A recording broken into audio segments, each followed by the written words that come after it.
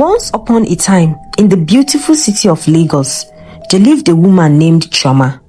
She was a successful businesswoman who owned 3 boutiques selling women's clothing. Chioma was married to a wonderful man named Emeka, and together they had 2 beautiful children, a boy named Chidi, who was 7 years old, and a girl named Ada, who was 4 years old. Chioma and Emeka had been married for 8 years, and their marriage was the kind that other couples admired. They loved each other deeply. They never fought in public, and they always supported each other's dreams. "I'm the luckiest woman in the world," Chioma would often say to her friends. "Emeka is the perfect husband. He's faithful, he's hardworking, and he loves our children so much." Life was good for the family. They lived in a nice house in Lekki. They had 2 cars, and they could afford to give their children the best education. But as Chioma's business grew bigger and bigger, she found herself facing a problem. Chioma had no time. She would wake up at 5 a.m. every morning to prepare breakfast for her family. Then she would rush to drop the children at school before heading to her boutiques. She would spend the whole day managing her 3 shops, dealing with customers and supervising her staff. By the time she got home in the evening, she was exhausted, but there was still so much to do. Cooking dinner, helping the children with homework, cleaning the house, washing the clothes, and taking care of her husband. Chioma was doing the work of 3 people, and it was beginning to affect her health. One evening, she came home and collapsed on the couch. Her whole body was aching, and she felt like she could not move. Emeka saw his wife and became worried. "My dear, you are working too much. You need help." "I know. But what can I do?" Chioma sighed. "The business needs me. The children need me, and you need me. I cannot be in 3 places at once." Emeka sat down beside her and held her hand. "I have an idea. Why don't we hire a housemaid? Someone who can help with the cooking and cleaning and taking care of the children when you are at work." Chioma thought about it for a moment. She had never liked the idea of bringing a stranger into her home. She had heard too many stories about housemates who stole from their employers or mistreated children. But she was so tired. So tired. "Okay," she agreed. "Let us find a good housemaid. But she must be trustworthy. I will not allow just anyone into my house." The search for a housemaid began. Chioma asked her friends, her church members, and her neighbors if they knew any reliable housemates. They interviewed 5 different girls, but none of them seemed right. Some were too young, some looked lazy, some had bad attitudes. Chioma was beginning to give up hope when her friend Mrs. Okafor called her one day. "Chioma, I have found the perfect housemaid for you," Mrs. Okafor said excitedly. "Her name is Blessing, and she's from my village. She's 23 years old, very respectful, very hardworking, and she knows how to cook very well." "Are you sure she's trustworthy?" Chioma asked carefully. 100% sure, Mrs. Okafor replied. "I've known her family for many years. She comes from a good home. She just moved to Lagos to look for work. She's a good girl, I promise you." Chioma felt a sense of relief. If Mrs. Okafor was recommending this girl, then she must be good. "Okay, when can I meet her?" Chioma asked. "She can come to your house this evening," Mrs. Okafor said. That evening, Blessing arrived at Chioma's house. Chioma opened the door and saw a slim, pretty girl with a gentle face standing there. Blessing was wearing a simple dress, and she had her hair packed in a neat ponytail. "Good evening, ma," Blessing greeted with a respectful bow. "My name is Blessing. Mrs. Okafor sent me." Chioma liked her immediately. There was something soft and innocent about Blessing that made her seem trustworthy. Come in, my dear," Chioma said warmly. They sat in the living room, and Chioma began to ask Blessing questions. "Where are you from?" "I'm from Enugu State, ma." "Can you cook?" "Yes, ma, I can cook very well. I can cook a variety of meals." "Can you take care of children?" "Yes, ma. I love children very much. I used to take care of my younger siblings back in the village." "Why did you come to Lagos?" Blessing's face became sad. Ma, my father died 2 years ago and my mother is sick. I came to Lagos to find work so I can send money home to take care of my mother and my siblings. I am the first child, so I must help my family. Chioma's heart melted.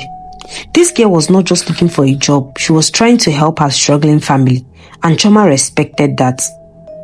Okay, Blessing, I'll give you a chance. You live here in this house. I'll pay you 30,000 naira every month, and I'll also give you food and clothes. Your job is to cook, clean, and help me take care of my children. Can you do that? Blessing's face lit up with joy. Yes, ma. Thank you very much, ma. God bless you, ma. And just like that, Blessing moved into the house. At first, everything was perfect. Blessing was everything Chioma had hoped for. She woke up early every morning and prepared breakfast for the family. She made sure the children ate well before going to school. She cleaned the house until it was sparkling. She washed and ironed all the clothes. She cooked delicious meals.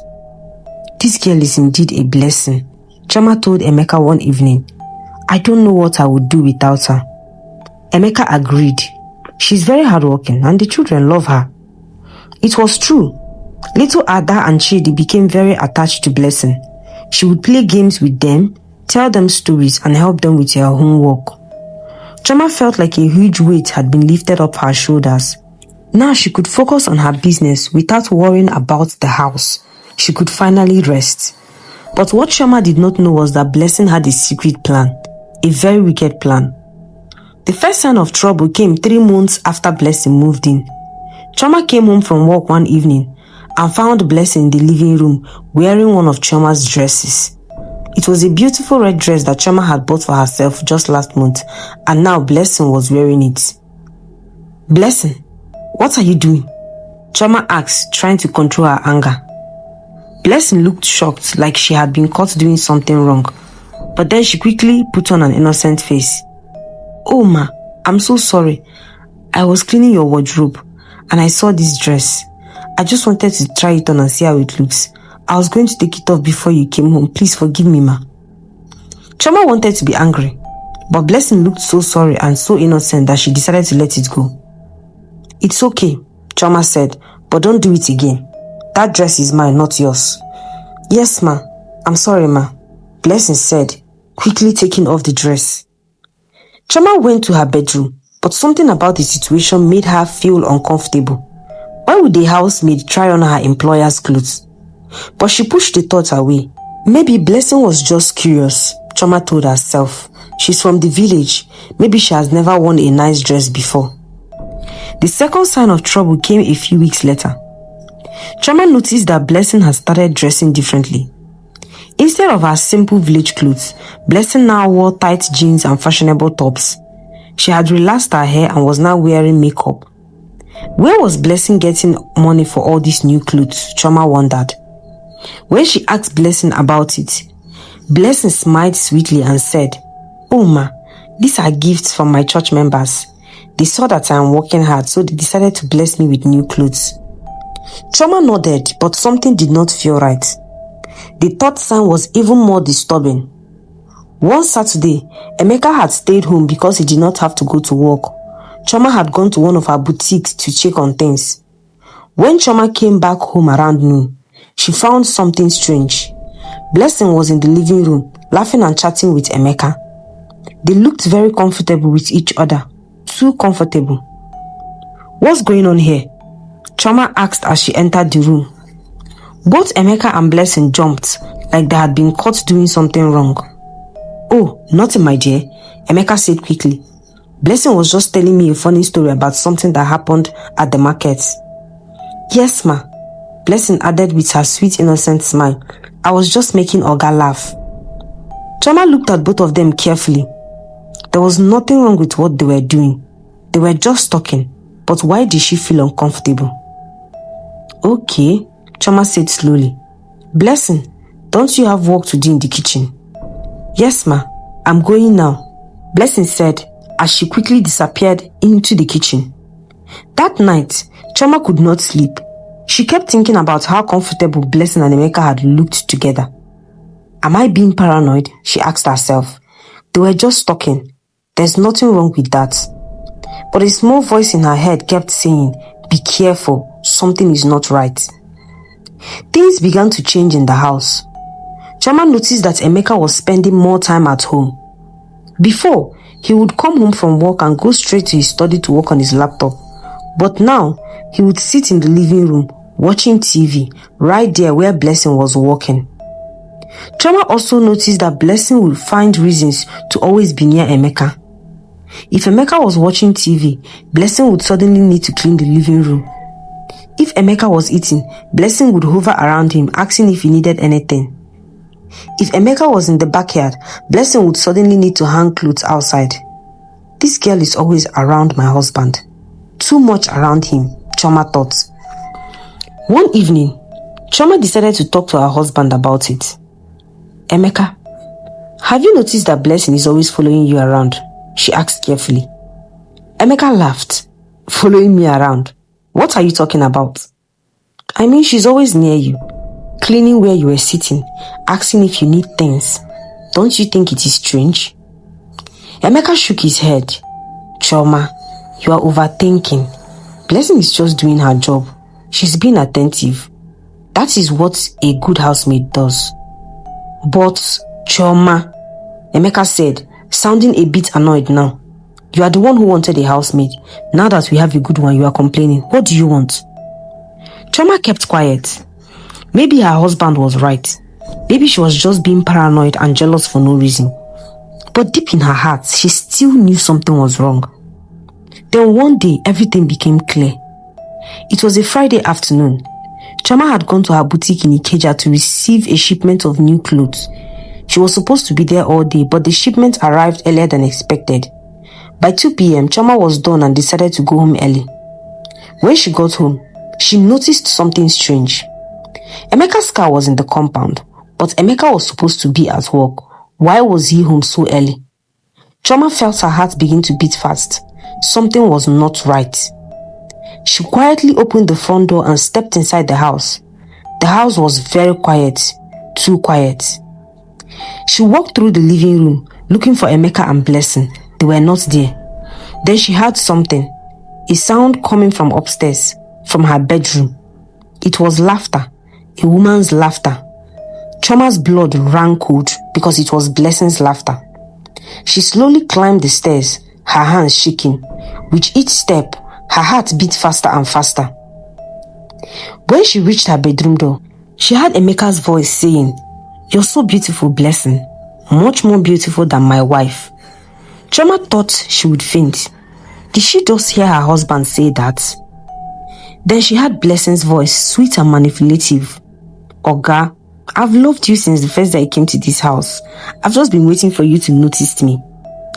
I noticed you a long time ago, my dear, but I was trying to resist, but I cannot resist anymore. You are too sweet." Chioma could not believe what she was hearing.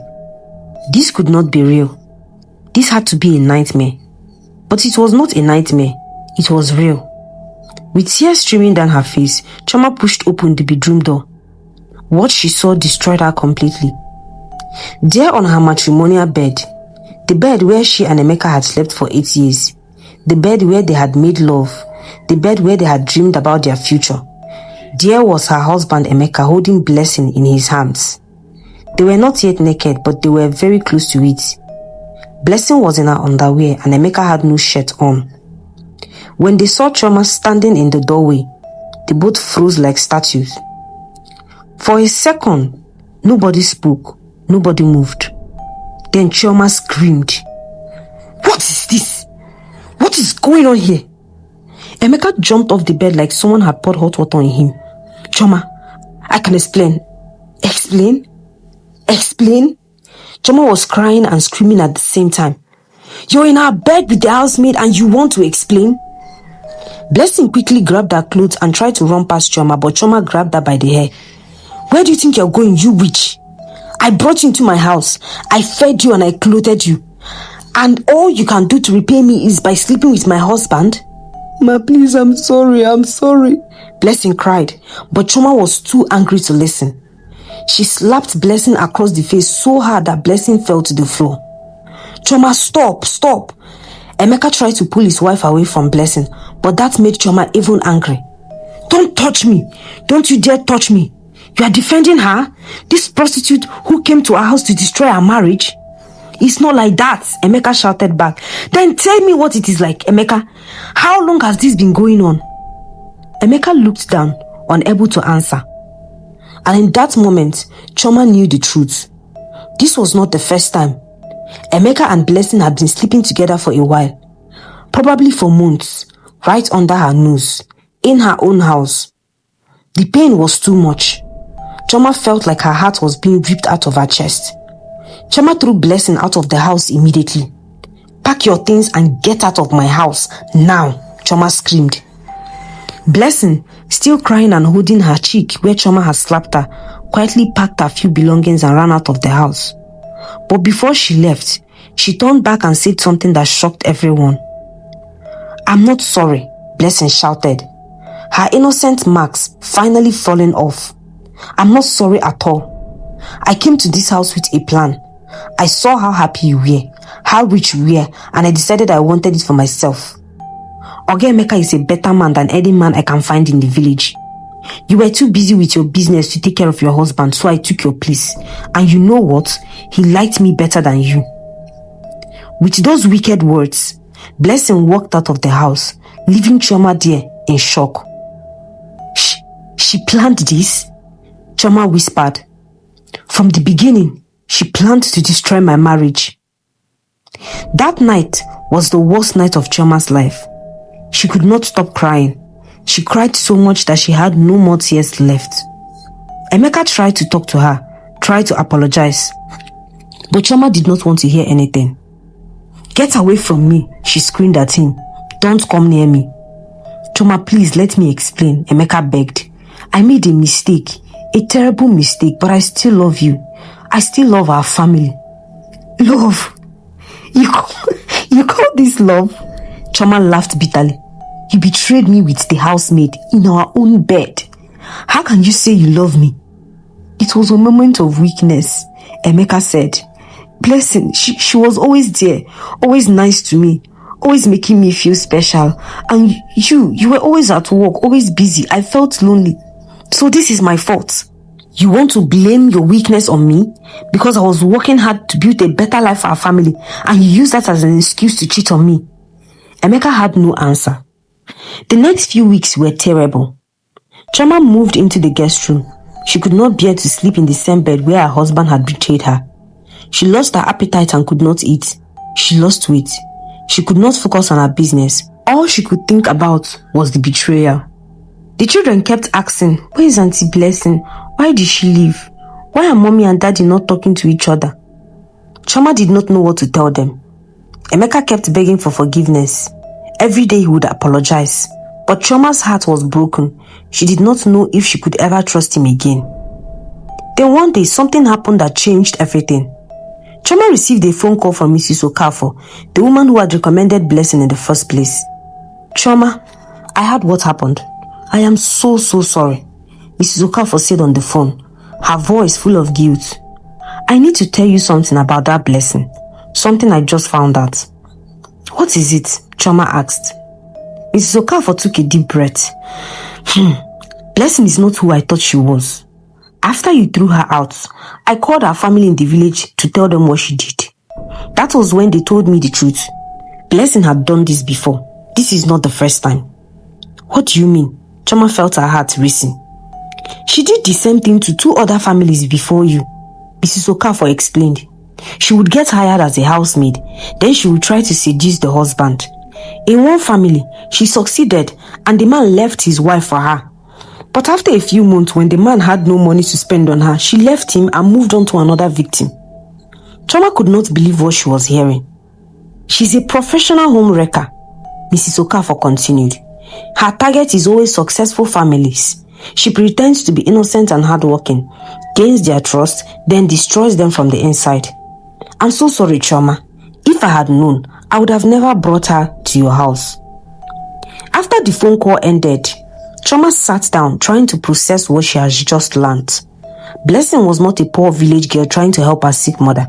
She was a con artist, a manipulator and a destroyer of families. Choma decided to do something about it. She hired a private investigator to find out more about Blessing. What the investigator discovered was even more shocking. Blessing's real name was not even Blessing, it was Charity. She had changed her name to avoid getting caught. She was not from a poor family. Her father was not dead, her mother was not sick. They were alive and living comfortably. Blessing had been moving from city to city, from family to family. She had been destroying marriages and collecting money from men. She had a boyfriend in Abuja who she was sending all the money to. The boyfriend was the one encouraging her to seduce married men so they could collect their money. When Choma saw all the evidence, she was filled with rage. This woman nearly destroyed my life, Choma thought. I cannot let her get away with this. Choma reported Blessing to the police. With all the evidence from the private investigator, the police arrested Blessing and her boyfriend. It turned out what they were doing was illegal. They were charged with fraud, blackmail, and obtaining money under false pretenses. Blessing tried to act innocent in court, crying and saying she was sorry, but the judge was not fooled. You are a danger to society, the judge said sternly.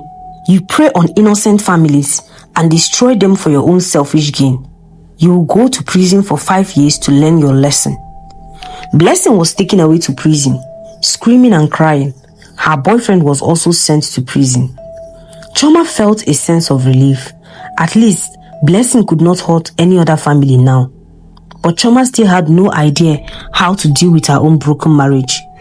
Even though Blessing was gone, the damage she had caused remained. Choma had a decision to make, whether she should forgive Emeka or divorce him.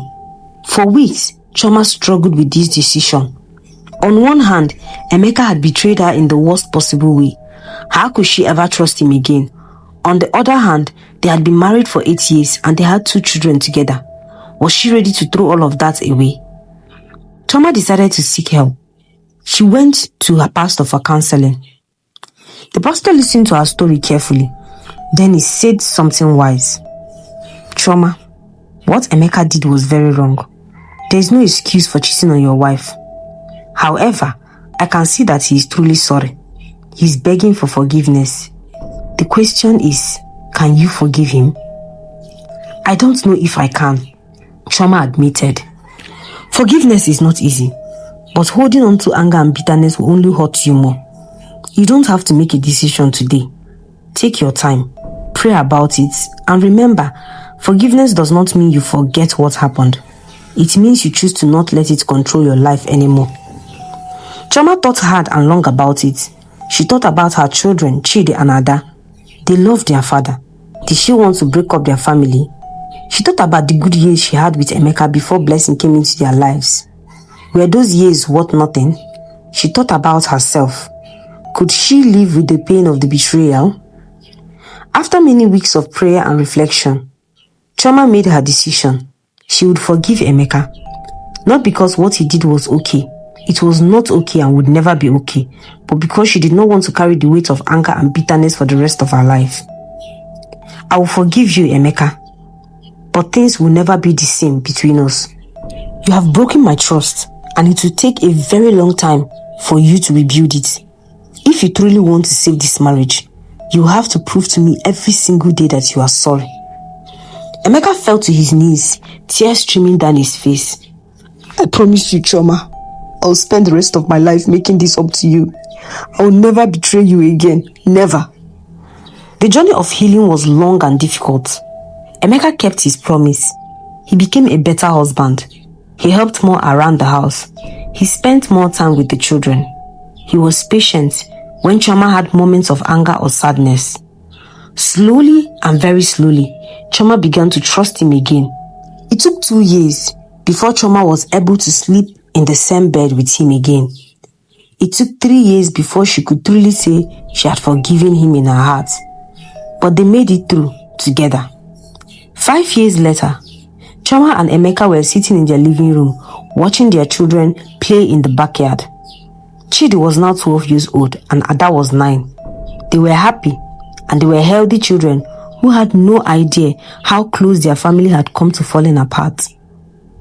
We were so close to losing everything, Choma said softly. Emeka held her hand. I know, and I will never forget the lesson I learned. I took my wife for granted. I let a stranger come into our home and destroy our peace. I will never make that mistake again. Chioma looked at her husband. The pain of the past was still there, but it was no longer as sharp as it used to be. Time had healed some of the wounds. We were both to blame in some ways, Chioma admitted. I was so focused on my business that I neglected my family.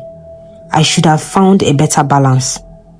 And I should have communicated with you instead of looking for attention elsewhere, Emeka added. They sat there in silence for a moment, reflecting on everything they had been through. I'm glad we did not give up, Chioma finally said. Me too, Emeka replied. The moral lesson of this story reminds us to be very careful about who you allow into your home. Not everyone who smiles at you is your friend. Some people come into your life with purely evil intentions, pretending to be innocent and helpful, while secretly planning to destroy you. The housemaid you trust today might be the enemy who steals your husband tomorrow. Always watch, always pray, and always protect your family.